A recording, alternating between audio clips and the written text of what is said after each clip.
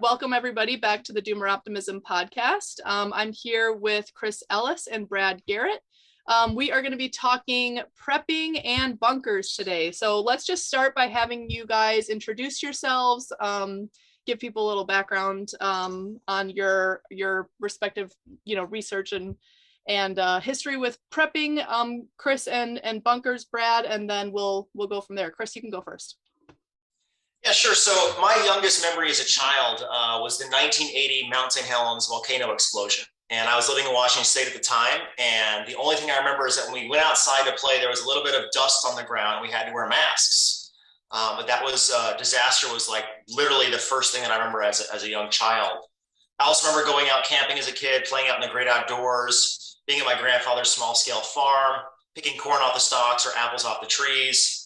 I remember getting chased around by the pasture, by the farm animals, especially the geese. Mr. Peabody was one of the geese that would chase me and my friend around there. And then I also remember my father talking about the end of times, the rapture of Jesus, and things along those lines. So several different inputs into my life as far as disaster was concerned. A mixture of natural disaster, environmentalism, small-scale farming, and then spiritual overtones. Professionally, I joined the Army after right out of college, went to ROTC, and prepared for war and counterinsurgency for the last 23 years. I've had 5 deployments. I've seen conflict on a multiple scale basis. I went to PhD. I did my PhD at Cornell University a couple of years ago, and then came here to Hawaii. And here in Hawaii, I run a disaster cell for the United States military's India Pacific Command. We cover about 54% of the globe, about 60% of the world's population, and we live in the Ring of Fire. So right now, I've got the eastern flank of Russia. It's currently at war with Ukraine. I've got all of North Korea and their 12 weapons tests just this year. And I've got China and Taiwan. So pretty boring, not much to think about. I'm usually home every day around 1. That's my introduction. Brad?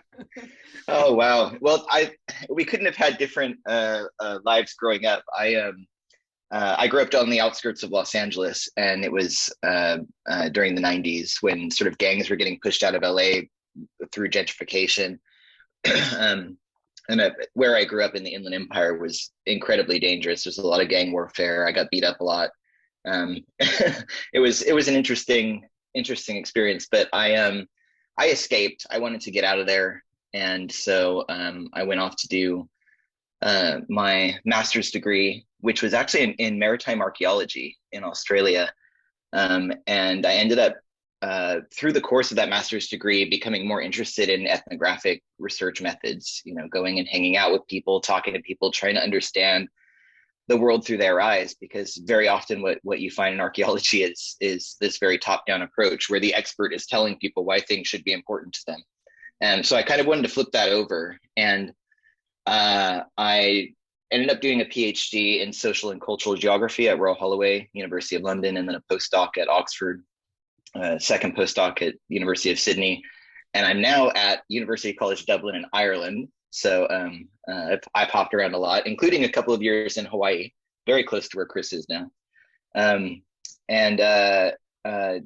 yeah, those ethnographic research techniques that I've been developing over time. I first applied working with urban explorers that were sneaking into off-limits areas and cities, and a lot of those areas that they were sneaking into were bunkers. So I became fascinated with bunkers as architectural spaces, and started developing this new research project that was working with doomsday preppers who were building bunkers, preparing for emergency situations. And that is what I spent the last 5 years working on. So I've lived all over the world with in doomsday prepper communities, trying to understand what their motivations are, and flipping the script on kind of the idea that these people are paranoid, they're delusional, they're fringe, they're kooky. That's when you spend time with people in those communities, you realize there's a lot more depth there, and that's what I was trying to discover through my research. Nice. And yeah, and we were talking before we officially started the podcast that I think for a lot of people, just saying like prepping or this guy's got a bunker is like supposedly a red flag for them to be like a tinfoil hat person. And it's increasingly something people are serious about, you know, or seriously thinking about different potential disaster scenarios and what they might do, you know, I think people still get ridiculed for even thinking like, what would, there was a tweet that kind of went mini viral among one of the people who is in our little doomer optimism circle about like what one must do to survive nuclear war. And people were dunking on it left and right, like, oh, that's like, oh, you just have to use good vibes to survive nuclear war or whatever. But, you know, I think the tension for doomer optimism is kind of, you know, there's a lot we can't control. There's a lot outside of our ability to control, basically. And so what do we do? Like, how do we like look with clear eyes about what we're heading toward in the future and what to do about it? So I'll go back to Chris first and have you summarize a bit your findings from your PhD research, and then Brad, and then maybe we can dig in a little deeper, because your research seems to overlap quite a bit. Chris, I think yours was more quantitative in nature, and Brad, yours was qualitative. My research was qualitative on subsistence food producers in Chicago, and a lot of people who did subsistence food production, like, you know, large scale food production out of the home, were doing it for preparedness reasons too. So there's a lot of overlap here, but let's hear you guys talk about what you found in your work. Yeah, so first of all, I do have to say that I am a member of the Department of Defense and the U.S. Army, but none of my comments are officially sanctioned. They're my opinions alone. I have to give that blurb out for legal reasons. But as far as what I look at, it's just like you said, a lot of the research I've seen out there is very broad-based. There's certain individuals, I don't want to call them fake academics, but individuals that look at like film and history, and they take doomsday preppers as the example of individuals and then, you know, dunk on them pretty extensively. What I wanted to do is I wanted to not focus on the dependent variable. I wanted to look at a wide swath of individuals, of which some were preppers, doomsday preppers, whatever, survivalists, whatever word you want to use. And so you have to have very unbiased data. So the data that I pulled was from FEMA, United States FEMA, and I looked at their National Household Survey. And for the first time ever, just a couple of years ago, they released their data open source.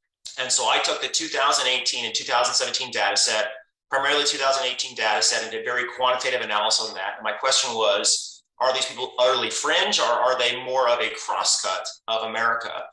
And what I found is that there are some deviations from the norm. For example, preppers are more likely to be male, for example, but they're not radically different from overall. My current research right now is actually taking 2017 through 2020 data, so I can have a 20,000 person data set across America, which gets rid of some of the noise and the statistics. And I'm looking at my preliminary research right now, and I'm finding the same thing. I'm finding that, just for example, there's almost no difference whatsoever in the education 1 days or more preparedness than there are from non-resilient citizens. Their income levels are roughly the same. Actually, instead of being, you know, these poor redneck preppers from Tennessee, they're actually a little bit higher in income as far as compared to regular citizens. They are more likely, however, to have more money saved for emergencies rather than regulars are. There is quite a few individuals that are non-white. We have about 25% of these individuals that are Black, Hispanic, Asian, Alaskan, or surprisingly, there's a pretty high percentage of Hawaiian Islanders or Pacific Islanders that have these higher levels of preparedness. So overall, cross-cut wise, I'm finding through the data that these individuals, while not an exact cross-cut of Americans, are a lot closer to the norm than we would think. Brad? Yeah, well, I again, quite a different approach with my research. I was I spent a long time at a cork board trying to kind of, you know, do this dangerous thing that you do in sociology and anthropology, creating typologies of people.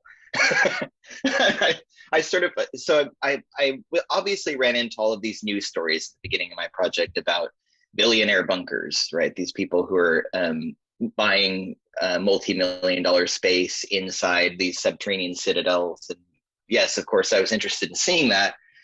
both to make sure that they're real, because sometimes it's hard to tell with the media these days what's actually, and we can go into that. I found all sorts of garbage on the internet that actually didn't exist when I showed up on the ground. Really? Mm-hmm. Yeah, oh yeah, we can go into that. But I was also interested in the kind of the carryover from the Cold War. So the during the Cold War there was a kind of move to dig up backyards in people's suburbs and bury bunkers, and those bunkers would be essentially built for yourself and your family, and there were all sorts of dystopian science fiction scenarios revolving around who you let into your bunker and don't. But so I wanted to see, what was the carryover from that as well? Do you still have people putting bunkers in their backyard, as opposed to this kind of multi-million-dollar communal bunker that seems to be something quite like new? A regular guy's bunker. Does it exist? The regular guy's bunker, yeah. But then at sort of the other end of the scale, maybe getting more towards survivalism or bushcrafting. I wanted to meet people who were skilling up, just learning how to grow food or install solar panels or build weapons. And so I was looking for communities that were operating across this kind of, I imagine it as a scale of preparation, right? I didn't want to get stuck as much of the media does in looking at the spectacle of the bunker. As fascinating as it is as a cultural phenomenon, I wanted to kind of get a broader spectrum of what was going on with these preppers. So my approach was to start speaking to people and get myself invited into these communities, which obviously involved skilling up myself on, just the knowledge, the argot, the language that is used specific to the community. You need to be able to speak the language a bit in order to be accepted. I started shooting guns again, which I hadn't done in a long time, just so I had a little bit of, if someone asked me, I could sort of, again, speak that language. But it was very slow getting access to these communities. They get pummeled with media requests, and there was also some suspicion within the community of, I'm at a liberal academic institution, and what am I going to do with this knowledge? Maybe slightly suspicious of my motivations as well. But once I got into these communities, I found them to be incredibly open, welcoming. They were very happy to share their knowledge with me, to speak with me about their motivations. I ended up going to people's houses, having dinner with their families, staying for weeks at a time in some of these communities. And I essentially used a snowball sampling strategy. So I would say, who else at the end of time spent, who else do you think I should talk to? And then they would send me to my next location. So I essentially did that for 3 years, and I ended up going to 8 countries. So I got also, in addition to that sort of scale of preparations, I also got this amazing cultural breadth, finding how people were preparing in different parts of the world, which was shockingly different.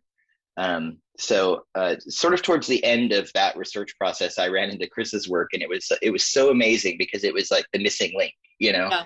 I had been doing all this work, and people were constantly asking me, well, how many people are prepping? How widespread is this? And, tell me about the demographics. And I didn't have any of that information because I wasn't working that way. So it was so perfect when I found his research, and then I was able to, pull him into the conversation whenever someone asked me that question and say, okay, well, I actually have that data. I can pass that along to you. Yeah, I have yet to find my counterpart, my quantitative counterpart, who's really dug into the subsistent, like backyard food production numbers. Nobody's done it. It's so hard to measure too. It's just like one of those things where there's almost no good data sets on it. So it's, yeah, but it feels like we should all do research this way. We should always have, it's the yin and yang, you need the qualitative and the quantitative counterparts to make a whole research project. Exactly. So, okay, so you mentioned a typology.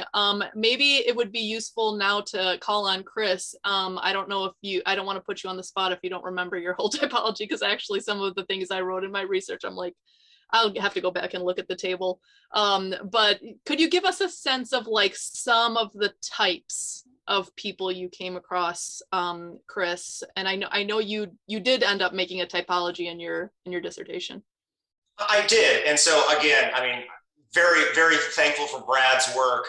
When I originally wrote my application for Cornell, my plan, this is pre-COVID, was to go around the world and interview people who did bunkers. And then, a few months in, I'm like, oh, look, a person wrote a book on that. Well, there goes that. We have to find something else. And COVID happened as well. So I was like, well, I guess I'm going with numbers then. So I have 5 main heuristics, and these are heuristics. These are rules of thumb. These are not hard and fast. There's a lot of people that blend over into others and are multiple things, but I have 5 heuristics for resilient citizens. First and foremost, there are homesteaders. Their primary motivation are pollution or climate change or overpopulation, food shortages, things along those lines. And they live a sustainable lifestyle, they grow crops, etc. And they're usually, but not exclusively, rural. We do see some on the outskirts of Chicago, and we definitely see some urban homesteaders as well. And there's some overlap with other things that are not quite homesteader, but close, like cottagecore, or people who like tiny homes, or community gardeners, things like that. Outside of the US, there's this Jantelagen, which is Swedish, and it's kind of like this, everything that is good is public. So if you have an apple tree growing in your yard, it's okay to publicly forage out that as long as you're not strip mining it. Then there's the faithful. These are individuals that are motivated by the supernatural, end times events, the rapture, things along those lines. And a lot of these individuals believe there'll be tribulation on earth. There's not going to be a pre-rapture. Like a lot of these Christians or Mormons will go through a period of tribulation with the earth and then later on be raptured. And so they prepare for this against an antichrist religion. Mormons are ubiquitous for this, but there are other faiths included. But they're very distinct and different from cults. We're not talking about people drinking Kool-Aid. We're talking about very normal individuals who live in Utah or throughout the world. Then there's the Sentinels. Up until maybe just a few years ago, the Sentinels were the gun group. Those are the ones that people really focused on, this gun group. These were the without rule of law, and they were ready for the zombie apocalypse and to shoot anybody that came on their property, etc. And they overlapped with, but are distinct from extremists, from hunters, from hate groups, white supremacists, the groups that existed up in the Pacific Northwest for a long time, these armed government and also armed government entities. I would consider a lot of the U.S. military to be in this Sentinel group because we have a lot of our continuity of government bunkers that are for us and for members of Congress and cabinet members, et cetera. Mount Weather, Raven Rock, these are all publicly available information type places, these large bunkers in the East Coast. Then we have the interdependents, which are absolutely the hardest to measure writ large because they are more of the public face of preppers. They are about the survival of the neighborhood or the community.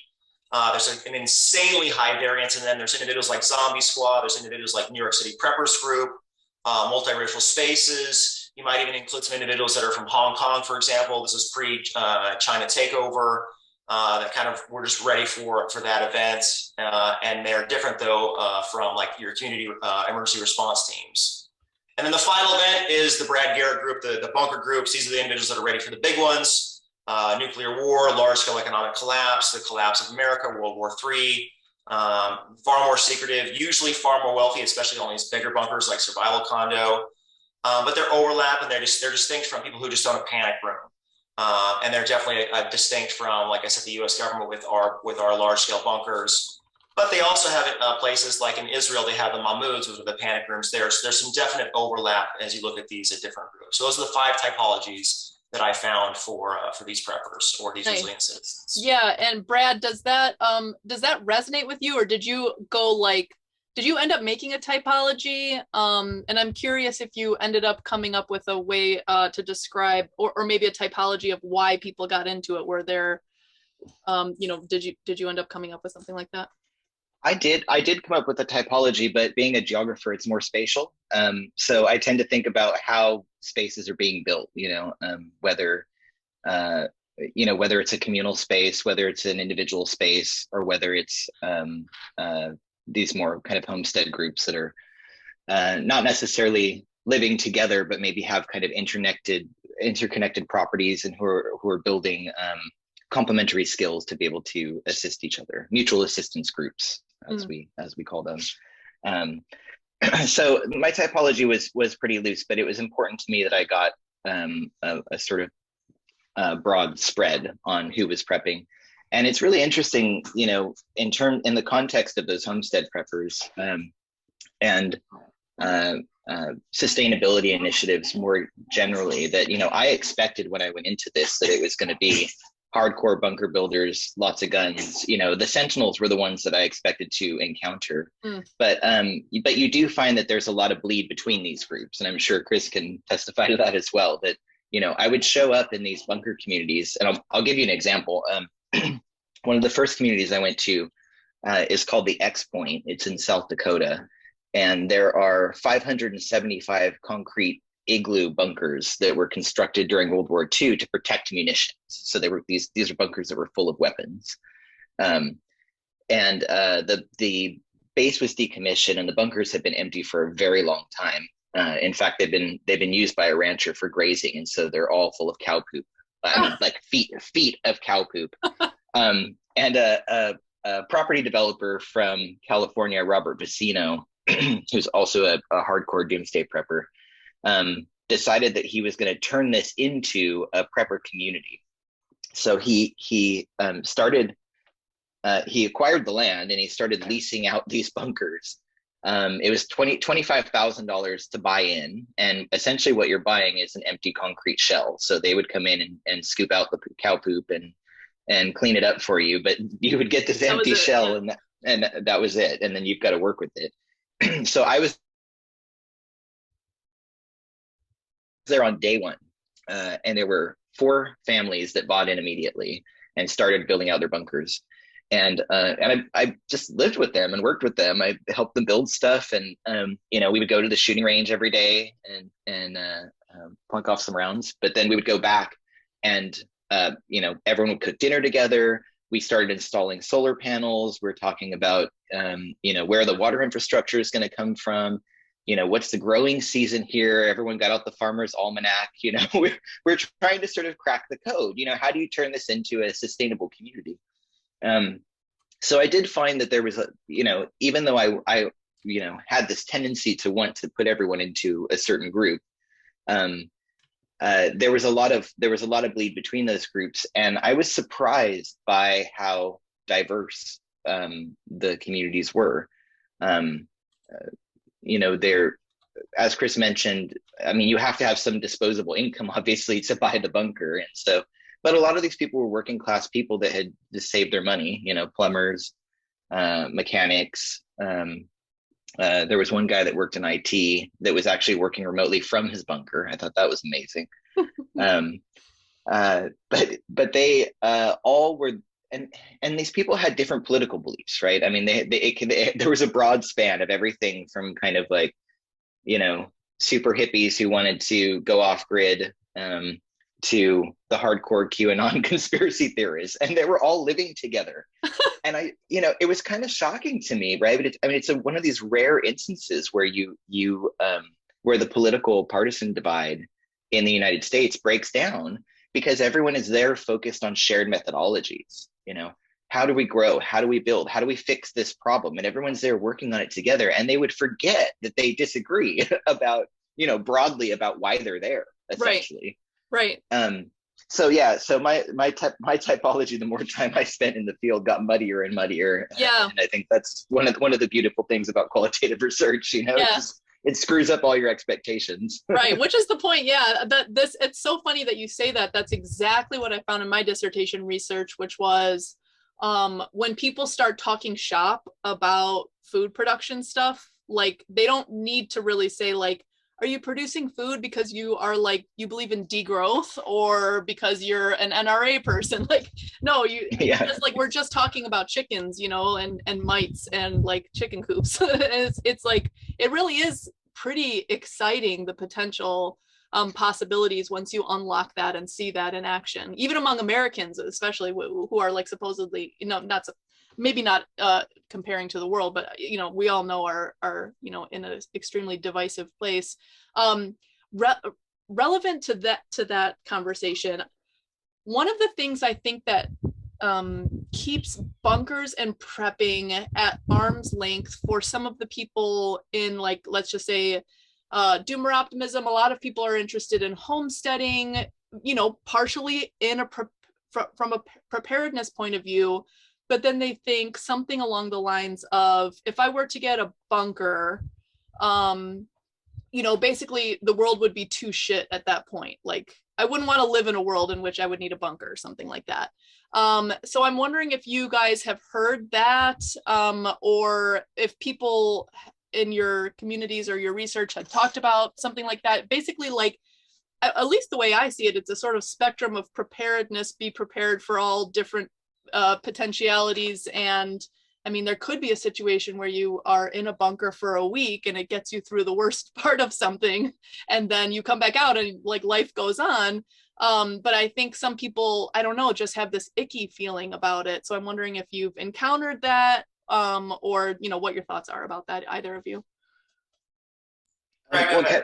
Yeah, let me take you back to South Dakota again, because when I was there with those first 4 families, that was in 2017. Well, I came back in 2019, just before the pandemic, and there were now 30 some families living there. And you have to imagine this. So it's, you know, it's the middle of South Dakota. So it's kind of, you know, rolling plains, very open. There's sort of one hill where you could get signal, but in the rest of the place is pretty much dark. And people had been building out their bunkers for years, and they were extremely comfortable. They were really, I mean, it felt like a kind of typical middle-class American neighborhood, you know, white picket fences, American flags on the doors. Some of them did artificial lights inside the bunker. Survival Condo, which we can also talk about, did this amazing thing where they put lights in the ceiling that emulate the circadian rhythm. So night and day actually changes inside the bunker. Very cool. So they, you know, they put a lot of thought into making the bunker a home. And that was a full family affair. You know, sometimes I would go out there to visit, and they would have, you know, it'd be husband, wife, kids. They've got grandkids. They've got cousins over. Everyone's working on the bunker. They brought presents. They're hanging pictures. So, you know, this isn't like a Cold War sad concrete bunker that you're stuck in. You know, it's supposed to be a place that's kind of a retreat, you know, rather than using your disposable income to buy a boat or an RV. You bought the bunker and you try and make it home. But the community is also key here, because you're driving down a road, and as I say, it kind of feels like a typical American suburb, you know, where you would have sort of cookie cutter houses, but they're just bunkers instead. But everyone's outside chatting with their neighbors. And when COVID hit, I was in Los Angeles with my mom, which was one of the worst places to be. And so we went into total lockdown. And I sent them emails and I said, how are you guys handling this? Are you using the bunker? Is it actually serving its purpose? And most of them said, yeah, we just, you know, once we heard that things were, that it was spreading out of Wuhan, we just packed up the car and we drove out to the bunker, and we're all here. And we know no one has it in the bunker community because we all got here early and we're all having a barbecue and just waiting to see what's going to happen, you know? And some of them stayed for 3 weeks, some of them stayed for 3 months. But the bunker functioned as intended. It was a temporary stopgap to allow them to sort of assess the situation. And so, you know, they were building those bunkers for a range of events, whether it was nuclear war or civil unrest or a pandemic. And in all cases, you know, the bunker is not supposed to be a place that you move into permanently. And many of them told me, you know, if there were to be a horrible nuclear exchange and millions of people died, I wouldn't want to emerge from the bunker into that world. There's no point. That's not what it's there for. And the message that I got over and over again was that was a message of hope, right? That if you don't have hope about the future, there's no point in building the bunker. You know, you might as well just walk into the blast. So, you know, the bunker isn't supposed to be where we live. It's just supposed to act as a bridge. And that's how I started thinking of it. And in fact, many of them described it to me as a bridge or an arc. you get into the bunker and it takes you across, and hopefully you arrive safely. Yeah, that totally resonates. For me, that's the Doomer Optimism podcast, and I think a lot of people think like there's no optimism in prepping. Like, I don't want to live in a world in which I have to prep or like be in a bunker, and I think that's totally wrong-headed. It's right along the same spectrum as everything else, where the optimism is like, I don't really want to lay over or roll over. I mean, what if a bunker with the right ventilation systems could get you through a wildfire or something like that, where you're just there in the meantime, the fire passes and then you rebuild. It's very mythical almost. Chris, do you have any thoughts on this? The tension between like this singular event preparedness versus sort of like living in preparedness? I do. So I have a lot of things on this. So it's like an Overton window. People think that you're going to go from zero to zombie apocalypse in like one day. Yeah. No, you're not going to have the AK-47s downstairs with your 50,000 rounds and your barrel drums and your generator and like the video game Mr. Prepper. It's not going to be that way. You do these things in nice, small, incremental steps. And maybe it's just as simple as, we're going to teach the kids how to go camping. And we're going to go out camping, we're going to set up a tent, and we're going to get some charcoal, we're going to roast some, hot dogs and make some s'mores. And that's just like this. That's not the end of the world, but that's one of those skill sets you can bring up, or maybe first aid, things along those lines. So let me just give you some numbers right now, because this is starting to change. In 2017, just US data alone, and I've asked some other countries to do some data research on this, and we may be actually getting some out later on out of one of the Nordic countries. We'll see. I've asked a couple other countries in Asia as well if they're going to go survey their citizens. But here's the numbers. In 2017, about 3.8% of Americans were what I call resilient citizens, 31 days or more preparedness. That is now, and that was around a little under 10 million people in America.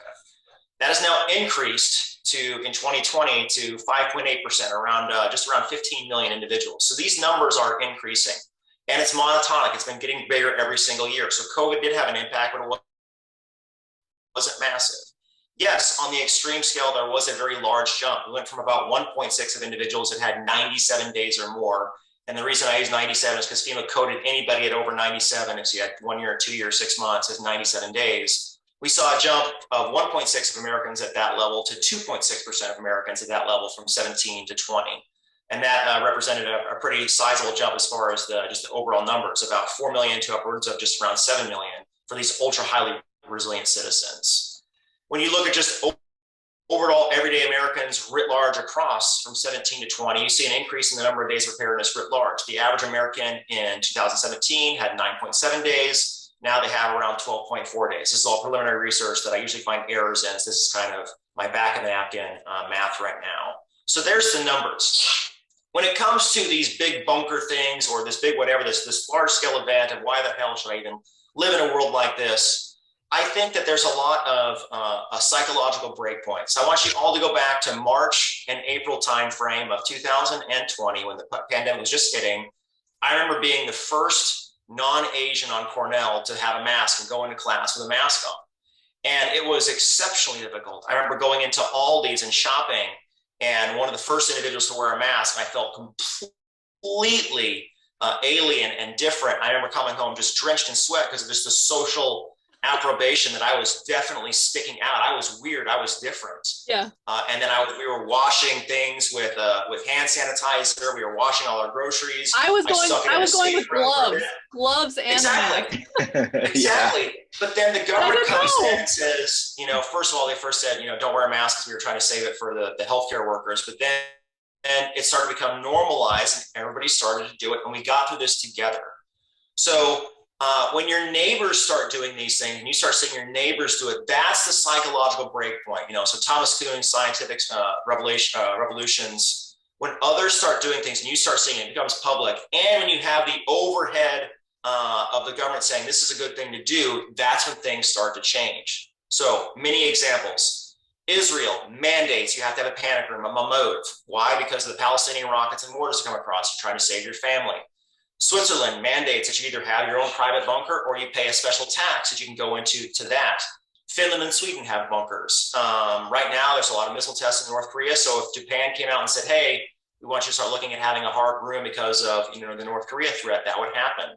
Taiwan just released a brand new disaster manual that just came out last week. And it's more geared towards natural disasters, but there is definitely, if you read through it, there's a big, huge wink, wink, nod, nod of fears of Chinese invasion. And there's lots of pictures of people with guns in this natural disaster survival handbook. So I think the real break point is when your neighbors start doing these things and when the government kind of gives you that psychological allowance to do so. Yeah.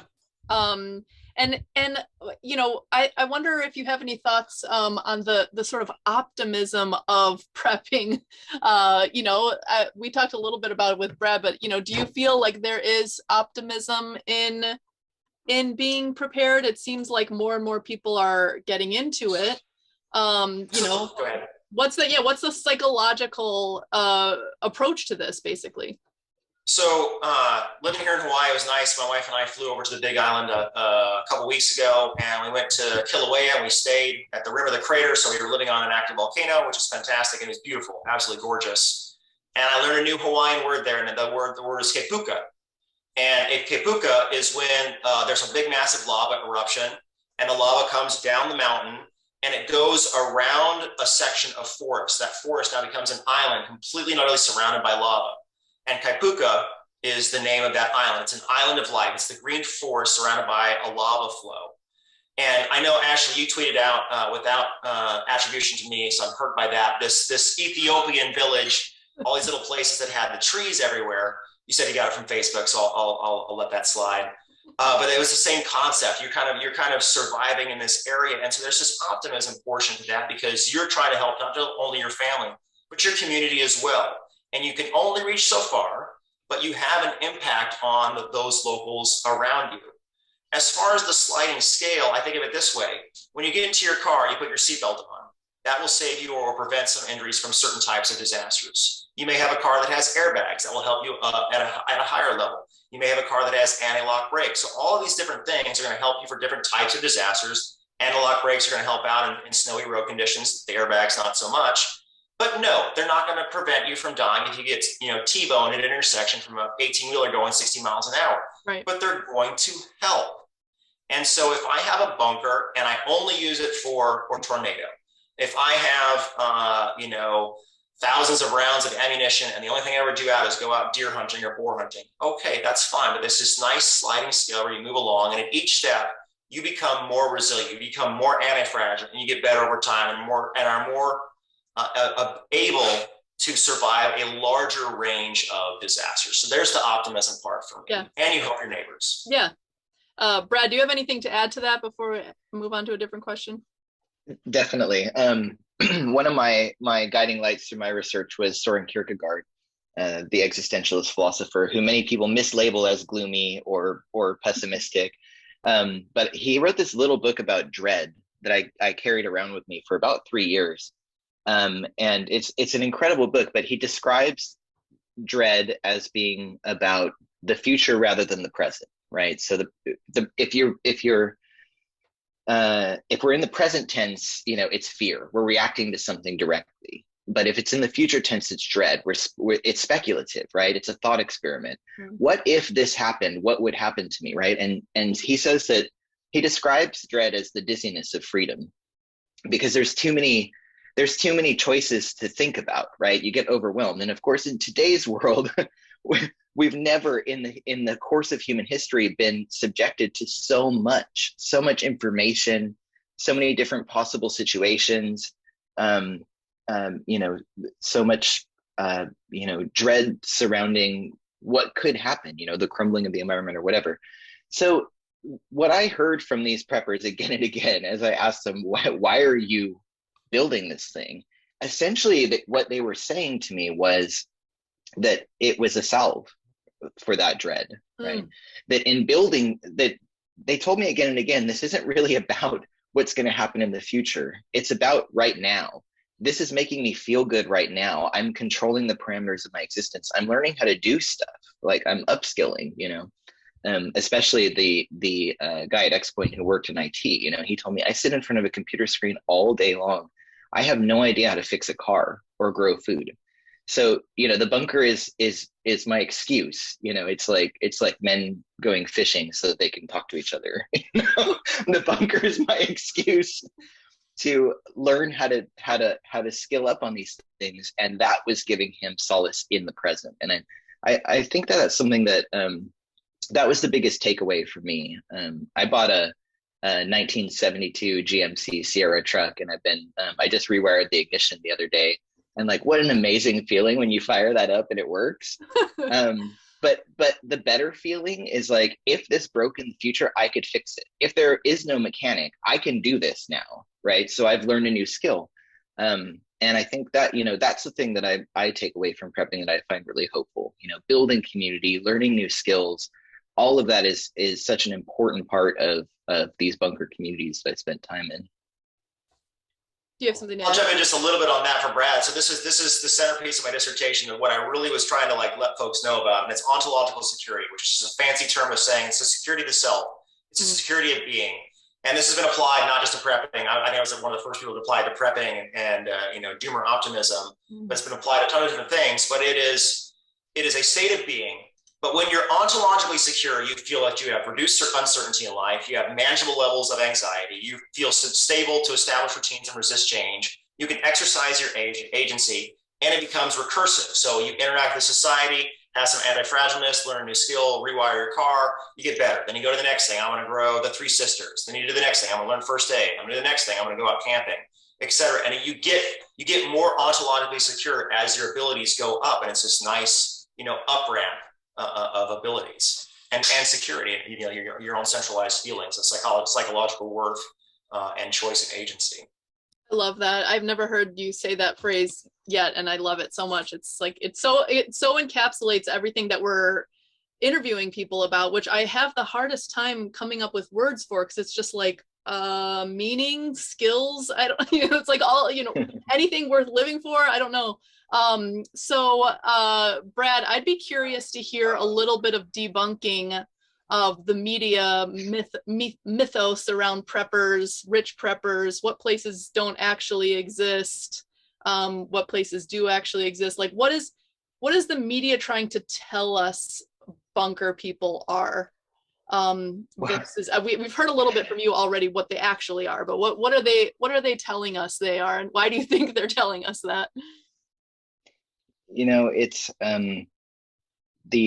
I try to separate in my book the people who are buying into these bunker communities, who are, as I've described, pretty much, everyday people who are feeling a sense of dread. They want to alleviate, and they want to create a safe space for their families and learn new skills and create communities.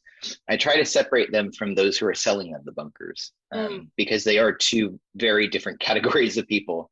I call the bunker sellers in my book the dread merchants, because it's in their interest to stoke people's fears, to perpetuate that dread, to convince them that things really are going that wrong, that you need to buy into this space. And unfortunately, they work hand in hand with the media. The media loves these shock stories about you're in danger, your family's in danger. If you don't read this article now, if you don't read it top to bottom, if you don't watch TV 24 hours a day, you're not going to be, you're not going to have the information you need to deal with the situation. And in fact, so much of that is actually, you would be much better off spending your time building a bunker than watching the news telling you that you should have one. But they also, it's just such an unfortunate situation that we've arrived at this point where the media has to caricature everyone, in order to garner ratings. And so they tend to be interested with the most spectacular bunkers. Survival condo, which keeps coming up in this conversation, we should probably dive into that one a little bit, because that's the one that is constantly in the news. Yeah, so I'd love this to is hear about it. Yeah, so this is an Atlas F missile silo from the Cold War that was decommissioned. The missile and the warhead was removed from the bunker, and it was purchased by another property developer called Larry Hall, who drained the bunker and built essentially an inverted skyscraper inside the bunker. I call it a geoscraper because you go down rather than up, but it feels sort of similar as you move through floors of apartments and then down into communal spaces and then engine rooms. And his goal in building Survival Condo, which he invested $10 million in, was to create a completely self-sufficient structure. So he's got 3 different power systems. He's got solar, wind, and diesel generators as a backup. He's also got a huge battery bank system in there.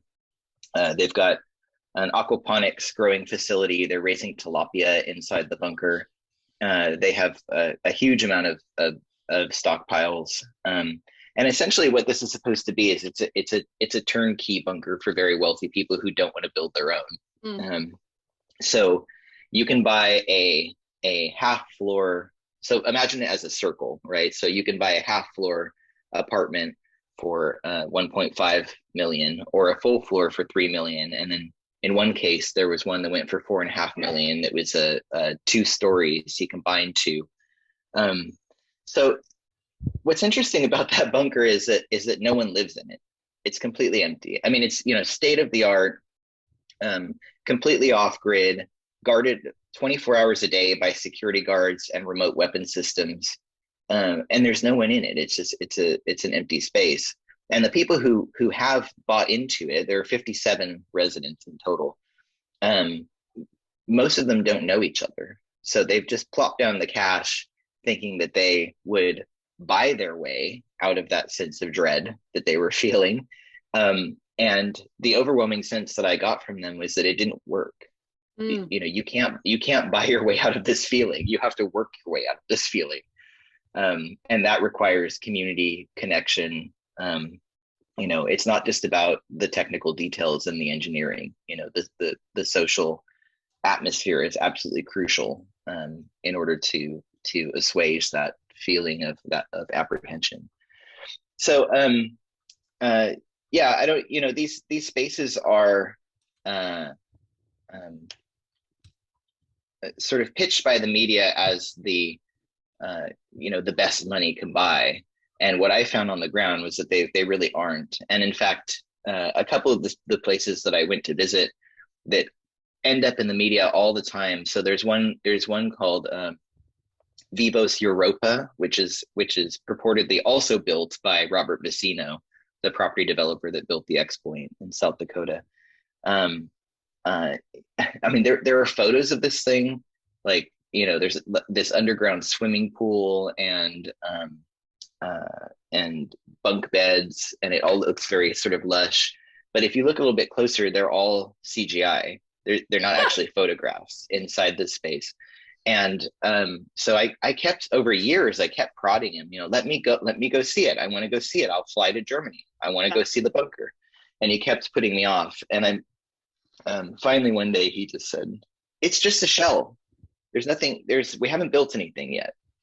And it occurred to me, of course, that he was likely taking deposits from people for this space that they had never seen, thinking that it had been built.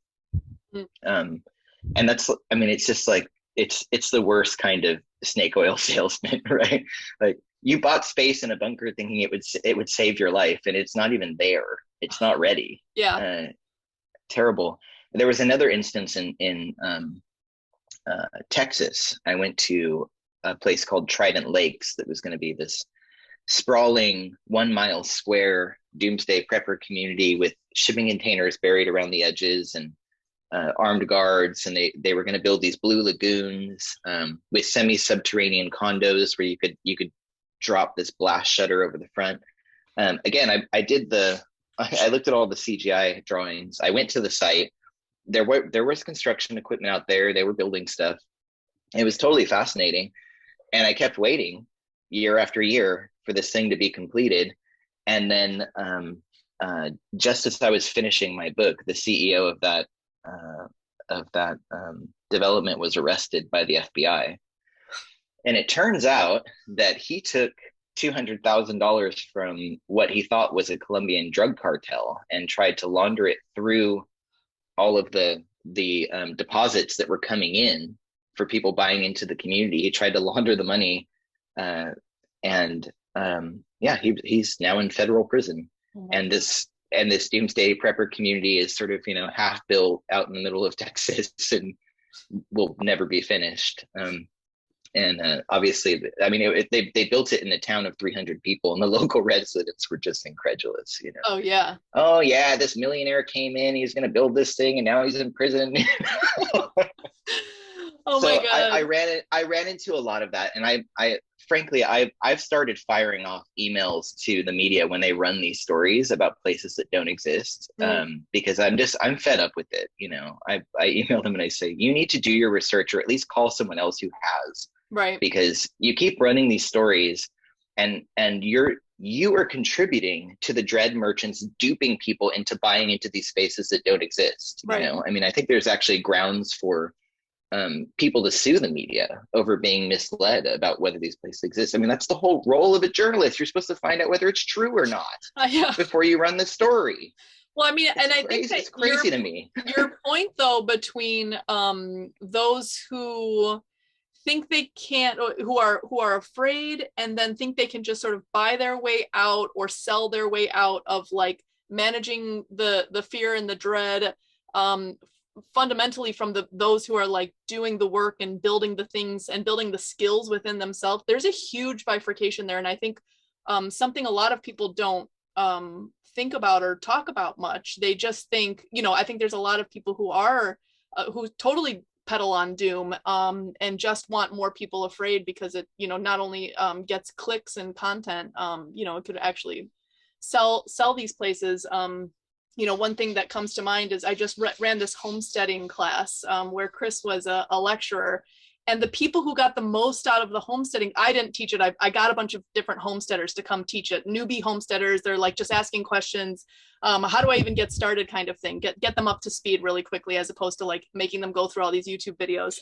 And the people who got the most out of it were the ones who showed up every day, who tried what the instructors were suggesting they try and come back with their problems, not the ones who, the wealthiest potential students who kind of just wanted like the content dropped in their lap. Like it's not just content though. The homesteading thing, it's like the only way out is like doing the thing and then reporting back and problem solving. So there's some parallels there. I'm wondering if we can talk briefly about historical precedents for like thinking about disaster, thinking about bunkers, thinking about preparedness. If we could, or not, maybe not just historical, but different places in the world, what are the ways people think about it? And the context for that question is, I think that the United States specifically, and I'm sure there are other places and times in history where this is the case, has just had such a long period of peace that people have a very hard time understanding like what risks there are like in life in general, and the difficulties that could arise or do arise for normal people who aren't in such wealthy times and places.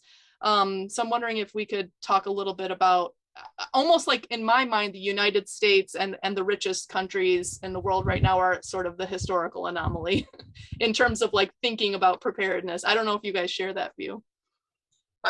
I'll take a swing at the pitch on that. So we think of preparedness as like this brand new thing. Like it didn't exist until doomsday preppers came up, or the financial crisis of 2008 or something like that. And that's false. You can go back and say, well, look at the Bible and Joseph storing up grain for the 7 years of famine. This is kind of a thing. If you tour anywhere in Europe, you'll find all these castles, and they've got these cache systems for water and all this storage for long-term sieges. So preparedness has got a pretty long history.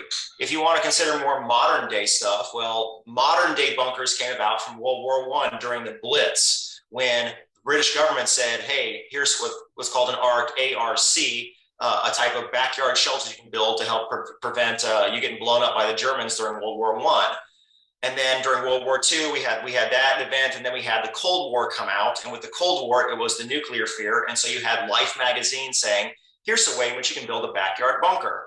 and on and on and on. During World War II, you also had the Victory Gardens. So, hey, we were not selling nylon anymore, and we're not selling a whole bunch of these things at home. So, built a Victory Garden. Just yesterday, I was walking around Fort Island where I live, and it used to be an airfield, but it had a lot of the officers' quarters here for the Navy during World War II. But they had a Victory Garden plot on this island during World War II because we're Hawaii and we're a ways away from the mainland for food. So this philosophy that prepping is something new or vogue or different is false. It's just like what you said, Ashley. We've had a long period of peace, and when things pop and change that, it kind of shocks individuals. So, for example, in Sweden, they have a fantastic disaster manual, and it's called in Times of Crisis or War. It's 28 pages or so. And about 40% of it is dedicated to a war with Russia type scenario, though it doesn't name Russia, but it's a very militant type scenario about saying, what if this thing comes? Prior to Ukraine in 2001, that pamphlet was downloaded 800 times. In the couple weeks after Ukraine, that same pamphlet was downloaded by Swedes 88,000 times. It became like, oh my gosh, this is now in vogue again. And so that just kind of understanding of this is not the end of history. We're coming back to history in which there are large-scale shocks around the world in various different forms, pandemics, financial collapses, et cetera. And if you want to get doomy, I can give you some of the doomy stuff, but I'll say optimist for right now. Brad? Yeah, I definitely would echo what Chris said there. We can trace back thousands of years, tens of thousands of years, people using caves, for instance, as places to store food, to stockpile materials, to build up their defenses, to shelter from the elements. The underground has always been a space of sanctuary, and it's always had this dual meaning as well. It's where we bury our dead. It's where we go into darkness sometimes. So it's a space of fear as well. And I think that's where this kind of perception comes from. This kind of fear of going into the bunker. But if you think about it as a temporary space, as a bridge, then it somehow becomes less menacing, I think. And we've seen that in Ukraine, right? We've seen people actually using these bunkers that, ironically, were built by the Soviet Union, most of them, but using these bunkers that many people thought they were never going to have to use. And it has saved thousands of lives. There's no doubt about that. And this whole life underground has taken place.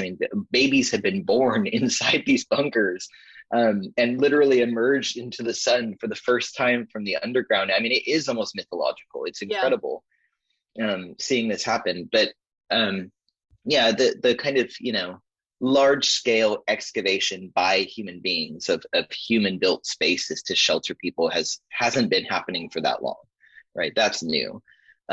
And the United States is unique in the sense that, we feel, there's a certain kind of apathy that comes from safety that, we've fallen into.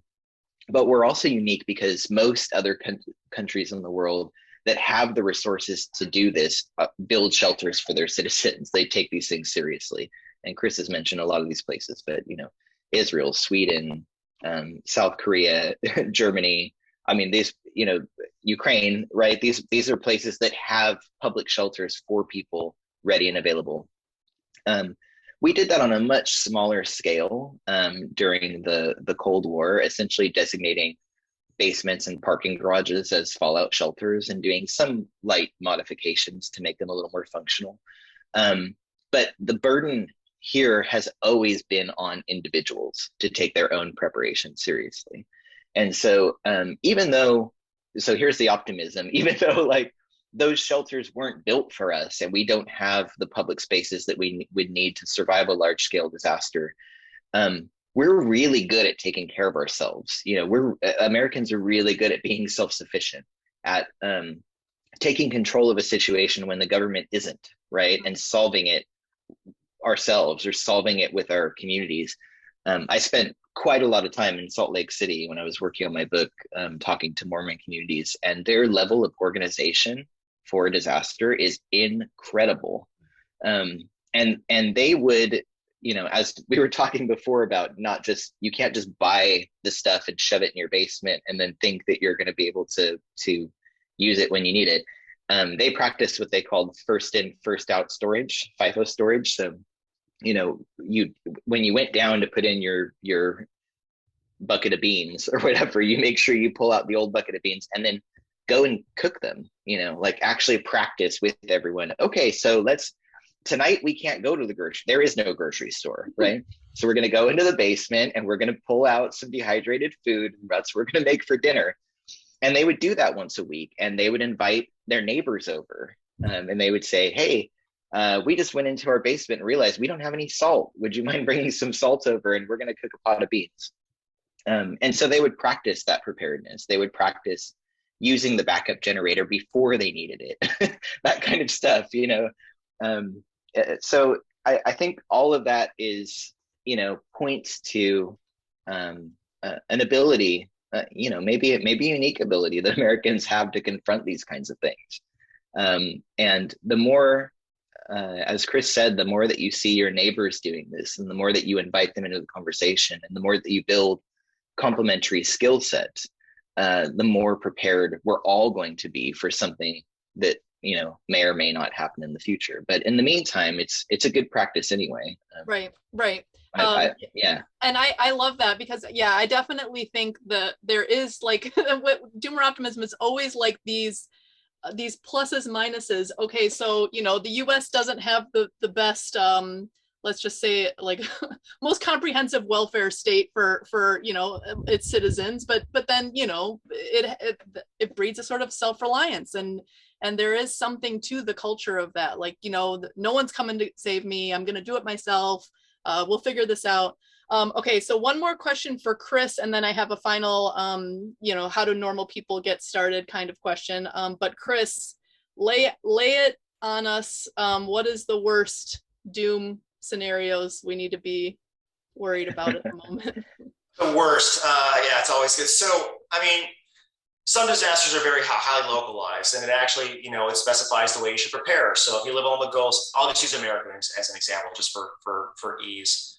If you live on the Gulf Coast, it's the hurricane. So if you live in Florida, it probably makes a lot of sense that rather than try to hunker down and withstand the water surge, and the storm surge, that you drive to Arkansas or you drive to North Carolina and you just avoid it, especially because hurricanes are predicted days in advance before landfall, and you've got a lot of time to do that. In the West, you've got wildfires. Sometimes you don't have as much warning, but if it's a couple valleys over and the wind is blowing your direction, then you can get out. Sometimes you can't, like Paradise, California was an example. So some disasters are very localized, and you prepare for your localized disaster, because that, it might not be nuclear war, it might still be the disaster that takes out your entire home and kills your family because you weren't prepared. So, kind of like politics is local, all disasters are local as well. But then we have the two issues that are really kind of for the larger scale things. We have what are called compounding disasters, and we have cascading disasters. So a compound disaster, the two are not related, but like two waves that meet in the ocean, they make a much larger wave, kind of a perfect storm. So an example, I'll just stick with hurricanes. In the age of COVID a year ago, if there was a hurricane that hit Florida and you were going to evacuate to your hurricane shelter, well, instead of being able to host 1,000 people because of COVID, because of restrictions and masks like that, they might only limit it to 500 or 250 because of the numbers and the social distancing. So that's a compounding disaster, in which two disasters make things harder. Then we have cascading disasters. These are causative to each other. So an example is an earthquake that strikes off the coast of Japan, creates a tsunami, which then hits the Fukushima nuclear reactor, which then causes a meltdown. That's a cascading disaster. So the two large scale cascading and compounding disasters I see, because they're actually both happening right now, which is one of those perfect storm events, is both financial and societal. So I'll start with financial for a second. So the joke is that a recession is when your neighbor loses his job. A depression is when you lose yours. Well, right now we have these massive financial headwinds going on. Globally, we've got supply chains that are a mess right now because of the Russia-Ukraine thing and just COVID writ large. We've got container ships that are stuck in the strait in Egypt, going up in the canal there. We've got wheat and fertilizer coming from Russia. 12% of the world's calories flow out of Russia and Ukraine. This is going to hit the Middle East exceptionally hard. Egypt buys its bread for its populace. Those costs are going to skyrocket. Here in America, we've got the bird flu. We've got 27 million birds that have been culled so far. The prices of eggs have gone from $1.20 on average, $1.40 on average in America, to around $3.20 for a dozen eggs. You've got inflation at 8.5%. That's the official numbers, but if you look at the shadow stats or things like that, it's at 13%. My checking account yields 0.01%, so I'm just slightly behind right now in keeping up. You got housing prices that have put another 9 million people out of the ability to buy their first home. So my grandparents are doing fantastic. My parents are doing fantastic and selling their homes for hundreds of thousands of dollars more than they were able to buy it for. But my children are screwed right now, and I'm pretty financially well off. But I move every 2 to 3 years, so I don't buy a home, and I'm getting priced out of the market as a senior member of the military wanting to actually someday settle down and buy. So that's the financial portion, these compounding and cascading disasters that go across. And there's several books on this that talk about this time is not different. That's actually the name of the book, This Time is Different, that talk about these financial crises are actually very cyclical. On the societal portion, we have these issues of we're more connected than we've ever been before, yet we're just as fractured as human beings as we were from the very beginning. So right now, America is still losing its mind over left versus right. America is still losing its mind right now over Elon Musk buying Twitter, and people are hyperventilating what that means to free speech. We've got issues of vaxxers versus anti-vaxxers still. We have issues of migration, immigration, refugees, inequality, the Gini index. And then we also have in the West this death of religion. So the why not just go out and when the bomb falls, just stand out and just take me because I have nothing to live for. But this death of Christianity is really in the West, but religion writ large is actually growing. 84% of the world identifies with religion, and it's getting larger. By 2050, it's predicted to be 87% of the world identifying with religion. So you have all these co-founding factors, these societal fractures, these financial fractures, and when they come together, that creates this large sense of what Bradley was talking about, this existential dread, and this fatalism. If it comes, it's just going to come. So why prepare for anything? Because I can't prepare for everything, so I'm just not going to. Yep. So there's a worst case scenario for you. So, okay, perfect. So now that you laid all that out, because I actually do think part of doomer optimism is like knowing what the doom is so that you can like appropriately respond. Because I do think like, yeah, there is a case. I mean, obviously you don't want to obsess over the doom, which is part of the problem. The some people who are just like every day reading climate stats or something. But okay, so now knowing the landscape of doom, how does one take the initial steps to get started? What are some heuristics? What are some things to be thinking about as they go towards, let's just say preparedness generally, and then you go first, Chris, and then Brad. Sure. So my wife's a fantastic example. So she's a teacher. She's been a teacher for 15 years. Doesn't have a teaching job right now, but she's got a master's degree in teaching. Finished up her horticulture degree at Cornell. And is she leading the University of Hawaii's horticulture thing? No, she's not. She's volunteering at these various fruit hui means group, all across Oahu.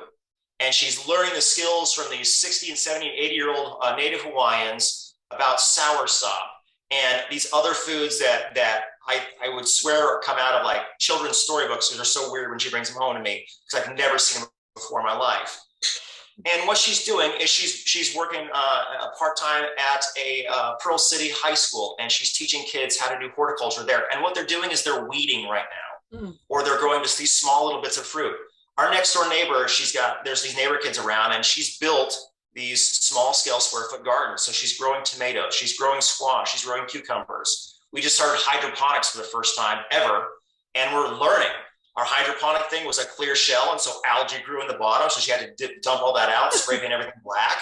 And now she's restarting the hydroponics thing. So it's just these small little things that are communal in nature, building in nature, and that's the way you build things. We're building these kepukas, these islands of life, small level, and we're engaging the kids and the grandparents and our neighbors, and we're going to move on and kind of spread. So your vision of Rhizoma School is identical. It's these outshoots that go out and just build. So that's the optimism, working with your local neighbors, getting a skill, starting from scratch, making your own bread, whatever it is. Start small and involve the locals. Brad? That is exactly right. Yeah. So my approach, I had been as an academic, moving all around the world, like Chris, every 2 years, I'm on to a new job, a new postdoc, a new whatever, living in small apartments, renting, and not having much of an understanding of where anything was coming from that was sustaining my life, right? You just click a button and expect it to show up. And the pandemic was a blessing for me in the sense that it really slowed me down. I mean, it stopped me. And then preppers told me this all the time during my project, that a crisis is an opportunity for renewal. A crisis is an opportunity to reassess your priorities. And that's exactly what happened to me. I came back home, spent much more time with my family, tried to take care of them, to protect them. But then also I started to really appreciate where I was from. I've traveled to 40 countries and lived in 4. And suddenly, home had this new meaning again.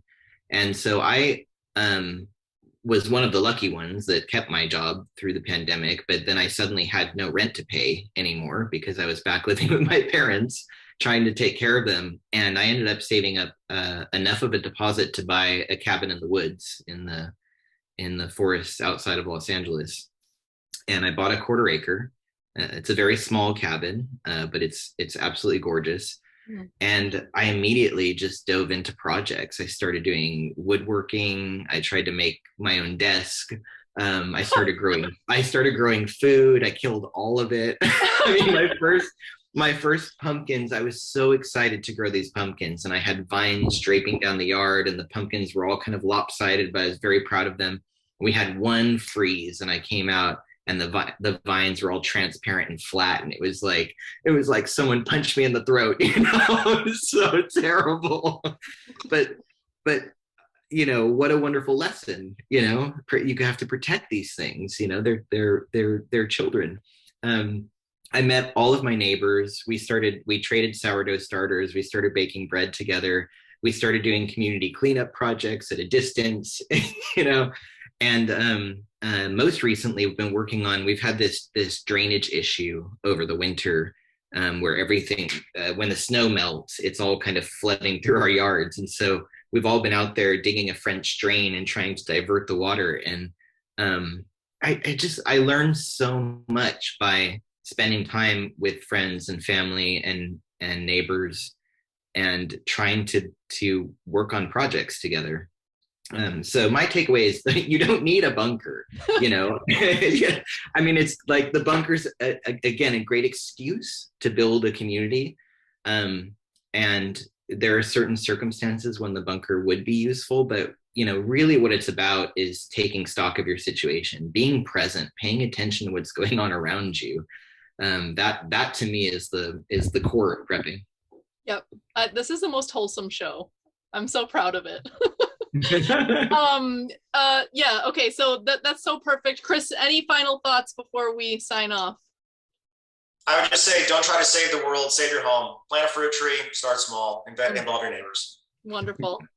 All right, well, thank you both so much for coming on. This was so lovely. And so it's always like this podcast, we always come to the same conclusion, which is just like the same wholesome message, connecting with others. This, to put it in a sociological terms, the social capital, like the social skills, the community, the friendships, is even in some ways more important than the skills, but the skills can help. And almost like the building skills and making things together really helps build that social capital. So, but having said that, I am bunker pilled. I am gonna probably get a bunker after watching your TED Talk, because you can use it as a cellar anyways, and then it's a multifunctional space. It's multifunctional. And we've been wanting to put a little cellar, like go get a shipping container and bury it. And so anyways, but yeah, there's a larger message than just get a bunker or canned goods here. So that's really helpful and hopeful. Okay, thank you guys so much for coming on. Yeah, that's it. And I'll send you an email once it comes out. We've got a couple week backlog, but this was lovely. I really appreciate your time. And thanks, Chris, for making the pleasure. Yeah, wonderful. Absolute pleasure. Thank you so much. All right, great to meet you, Brad, and we'll be in touch. We'll be on Twitter. All right. Good to meet you, Ashley. Okay. Bye-bye. Hey, Chris. Bye.